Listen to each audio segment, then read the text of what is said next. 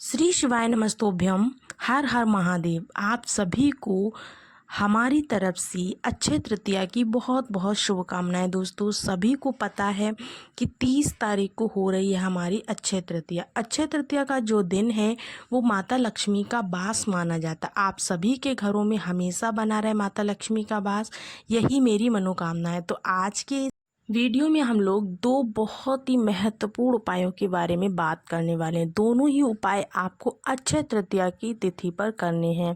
Husband wife को लेकर अगर किसी में अनबन हो रही है तो आप इस उपाय को ज़रूर से कीजिएगा। एक जल पीने का जो उपाय है वो आप लोग ज़रूर से कीजिएगा। दोनों ही उपाय बहुत ही उपयोगी हैं, बहुत ही ज़्यादा कारगर हैं, तो आप ज़रूर से देखिएगा। अगर आप पति पत्नी में झगड़ा होता है तो आप इस उपाय को ज़रूर कीजिए। दोस्तों, दोनों ही उपाय पूज्य गुरुदेव की अभी हाल ही की कथा से सुनकर मैं आपको यहाँ पर बता रही हूँ। बहुत अच्छे से यहाँ पर समझाने का प्रयास करूँगी, तो आप वीडियो को पूरा देखिए जिससे कि आपकी कोई भी जानकारी छूटे नहीं। तो चलिएगा वीडियो को शुरू करते हैं। सभी को श्री शिवाय नमस्तोभ्यम। अक्षय तृतीया की सभी को शुभकामनाएं। देखिएगा आपको करना क्या है। आपने देखा होगा बहुत ही सालों के बाद में बुधवार के दिन अक्षय तृतीया पड़ रही है, ठीक है ना। अब बुधवार के दिन पढ़ने से आपको फ़ायदा क्या हो रहा है अभी आपको समझ में आएगा जब हम ये लड़ाई झगड़े वाला पहला ही उपाय आज कवर कर रहे हैं। देखिए, ठीक है। देखिए, बहुत सारी लड़ाइयाँ होती हैं घर में, चाहे हस्बैंड वाइफ की हो, चाहे भाई बहन की हो, या फिर सास बहू की हो। किसी के भी बीच में अक्सर मतभेद चल रहा हो या फिर किसी भी प्रकार की लड़ाई चल रही हो, तो क्या करना है, थोड़ा सा दही लेना है आपको। वैसे तो नियम ये कहता है कि 7 चम्मच दही लेना है। कितने चम्मच? 7 चम्मच। अगर आप 7 चम्मच ले सकते हो तो 7 ले लो, वरना 1 चम्मच तो ले ही लो। दही लेने के बाद में आपको बुधवार के दिन ही जो अक्षय तृतीया पड़ रही है, एक पीपल का पत्ता लेकर के आना है, पीपल के वृक्ष के नीचे से, ठीक है ना। एक पीपल का पत्ता ले लेंगे। जाना कहीं पर नहीं है, अपने घर पर ही इस उपाय को कर सकते हो। वट के पेड़ के का पत्ता भी आप ले सकते हो, कोई दिक्कत नहीं है। अगर पीपल का नहीं मिल रहा है तो बरगद का ले लो, बरगद का नहीं मिल रहा है तो पीपल का ले लो, ठीक है ना। अब क्या करना है, इसी पेड़ के नीचे आपको मिट्टी से एक पार्थिव शिवलिंग का निर्माण करना है। जिस पेड़ के पत्ता लेते हो उसी पेड़ के नीचे से आपको मिट्टी लेकर के पार्थिव शिवलिंग का निर्माण करना है, ठीक है ना। शिवलिंग में एक लिंग का आकार आपको देना है, ठीक है ना। उसके आसपास जलाधारी नहीं बनानी है। पेड़ की मिट्टी से पीपल के पत्ते के ऊपर आपको इस शिवलिंग को बनाना है। जो आपने पीपल का पत्ता लिया है ना, उसके ऊपर ही इस शिवलिंग को बनाना है। साथ ही साथ आपको क्या करना है, जो आपने दही लिया है, दही जो आप घर से लेकर के आए हो, उस दही को क्या करना है, उसमें कुछ शक्कर वगैरह नहीं डालनी है आपको, सिंपल दही लेना है। दही को शिवलिंग के ऊपर चढ़ा देना है, ठीक है ना। आपकी पूजन अब लगे कि समाप्त हो रही, जब आपको लगे पूजा समाप्त हो रही है, तब आपको 7 चम्मच दही जो आप लेकर आए हैं उस दही को चढ़ाना है। देखिएगा दोस्तों, पार्थिव शिवलिंग की पूजा तो आप लोग कर ही लेते हो। अगर नहीं कर पाते हैं तो वीडियो में जा कर के, और जो मैंने पार्थिव शिवलिंग की पूजन का वीडियो बनाया उसमें जा कर के आप देख सकते हो, नहीं तो मैं दोबारा से बता दूंगी, ठीक है ना। साथ ही साथ आपको क्या करना है, जब आप पूरा पूजन कर लें पार्थिव शिवलिंग का, तब आपको जो 7 चम्मच दही या 1 चम्मच दही आपने लिया है उसको समर्पित करना है इसी शिवलिंग के ऊपर। जब आप समर्पित करोगे तो आप सभी को वटकेश्वर महादेव, कौन सा? वटकेश्वर महादेव का स्मरण करना है। किसका ध्यान करना है? वटकेश्वर महादेव का। ये नाम स्मरण करते ही आपको दही को समर्पित करना है शिवलिंग के ऊपर से, ठीक है ना। क्या करना है, थोड़ा सा मतलब 1 चुटकी दही उस मतलब जो शिवलिंग है उसके ऊपर से आपको अपनी कटोरी में निकाल लेना है, वहीं पेड़ के नीचे बैठे हुए, ठीक है ना। वटकेश्वर महादेव के नाम से इस उपाय को करना। और फिर आप इस कटोरी को, जो दही वाली कटोरी है, इसे आपको ले करके अपने घर पे चले जाना है। जितने भी दरवाजे हैं आपके घर में, जितने भी दरवाजे हैं, उन सभी दरवाज़ों पर एक एक छोटी बिंदी आपको लगा देनी है, उसी दही से जो आप वहाँ से ले करके आए हैं शिवलिंग से।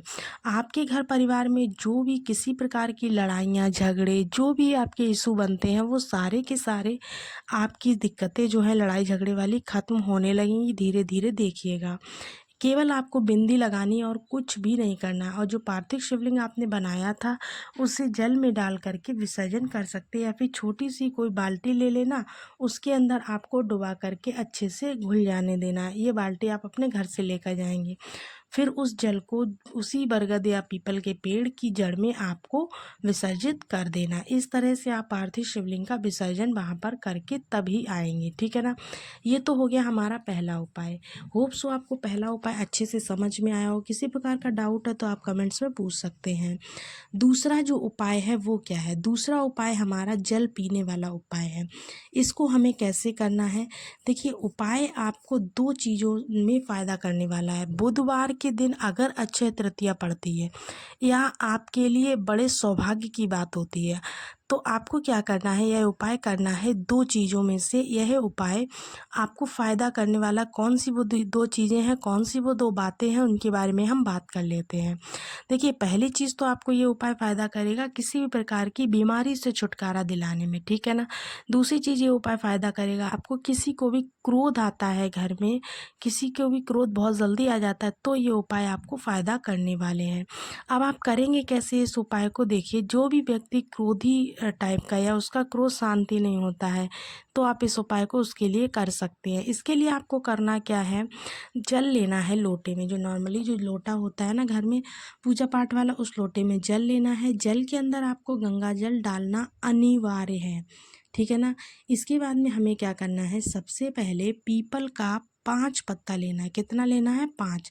एक चीज़ का और ध्यान रखेंगे, जो पीपल के 5 पत्ते इस्तेमाल आप कर रहे हो, ज़रूरी नहीं है कि वो पेड़ से तोड़ना ही है, ठीक है ना। जो नीचे ज़मीन पर गिर पड़ते हैं ना, उनको भी आप धुल करके इस्तेमाल कर सकते हो, कोई दिक्कत की बात नहीं है। ऐसा आप करेंगे, 5 पीपल के पत्ते ले लेंगे। अब हमें क्या करना है? जिस लोटे में आपने गंगा जल भरा हुआ है, जो पीपल के 5 पत्ते मैंने आपको बताए हैं, उन पीपल के 5 पत्तों को इस कलश के अंदर आपको डाल देना है। 1 चुटकी काला तिल आपको इस कलश के अंदर डाल देना है, और साथ ही साथ हल्दी, हल्दी की 2 गांठें, जो सजी वाली हल्दी होती है ना, पिसी हल्दी यहाँ पर यूज़ नहीं करेंगे, 2 गांठें हल्दी की इसके अंदर आपको डाल देनी है। फिर क्या करना है? आपको इन चीज़ों को लेकर के पहुंच जाना है महादेव के शिवलिंग के पास में। फेस आपको अपना रखना है उत्तर दिशा की तरफ।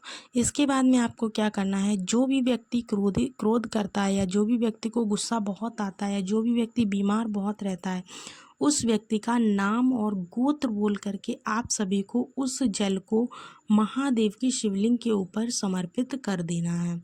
जब आप उसके महादेव की शिवलिंग के ऊपर जल समर्पित कर रहे होंगे, तब आपको अवधूतेश्वर महादेव का नाम लेना है। कौन सा? अवधूतेश्वर महादेव का नाम लेकर के इस जल को समर्पित करना है। इस चीज़ का आप लोग विशेष ध्यान रखेंगे। और समर्पित करने के बाद में क्या करना है? जो पीपल के 5 पत्ते हैं आपने जो लोटे में डाले हुए हैं, वह आपको आ करके कहीं शिवलिंग के ऊपर ही, जहाँ पर 5 के पाँचों पत्ते आपको शिवलिंग के ऊपर ही चढ़ गए, मतलब पानी के साथ में जो समर्पित हो जाएं, या फिर आपको निकाल करके उनको चढ़ाना है। फिर अपने घर पर उनको लेकर के आ जाना है, और जो भी व्यक्ति घर में बीमार हो, क्रोध करता हो, उसी पीपल के पत्ते से उनके ऊपर छिड़काव कर देना है। थोड़ा सा जल उसे लोटे में बचा कर लाना है, जिससे आप छिड़काव कर सके। पीपल के पत्ते को आपको संभाल करके रखना है। एक दिन उसे तावे के लोटे में डाल करके रखना है। उस व्यक्ति को सुबह जिसको क्रोध आता है या जो बीमार रहता है, उसको आपको उस जल को सुबह शाम दोपहर तीनों समय आपको पिलाना है। एक दिन ही पिलाना है, हर दिन नहीं पिलाना है। उसके बाद में इन 5 के पाँचों पीपल पत्तों को आप उठा करके पीपल की जड़ में रख सकते हैं, या फिर बरगद की जड़ में रख आइएगा। ऐसा करते हैं अगर आप, तो आपके घर में जो भी बीमार है, जो भी क्रोध करता है, उसका क्रोध शांत होगा। बीमार व्यक्ति की बीमारी धीरे धीरे खत्म होने लगेगी। देखिएगा, ये उपाय दोनों के दोनों ही आपको अक्षय तृतीया के दिन करने हैं, तो आप ज़रूर से करिएगा। बहुत ही प्यारे से उपाय, बहुत ही अचूक उपाय हैं। दोनों उपाय आजकल के घरों की समस्याओं को खत्म करने वाले हैं, तो ज़रूर से कीजिएगा। सभी को राधे राधे, श्री शिवाय नमस्तोभ्यम। वीडियो पसंद आया हो तो एक लाइक ज़रूर कीजिएगा। कमेंट्स में हर हर महादेव लिखना बिल्कुल मत भूलिएगा।